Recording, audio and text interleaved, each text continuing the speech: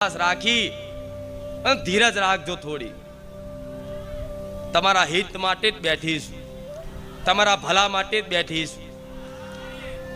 તમારે દુનિયા એમ કે માતા હોય તો તમારે કહી દે ખાસ છે. તમારા દુનિયાના કોઈને કહેવાનું છે, તમને તમે મને વિશ્વાસ કરીને માનો છો ને કે હાજરા હજુર માં છે, તો હૃદયમાં રાખજો. તમે આનંદમાં રહેજો, હું માતાએ આનંદમાં રહી.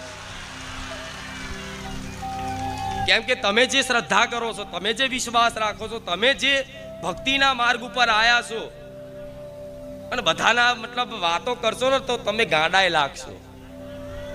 આખો દિવસ માતા માતા માતા, આખો દિવસ રામ રામ રામ રામ, ગાંડો થઈ જશું શું?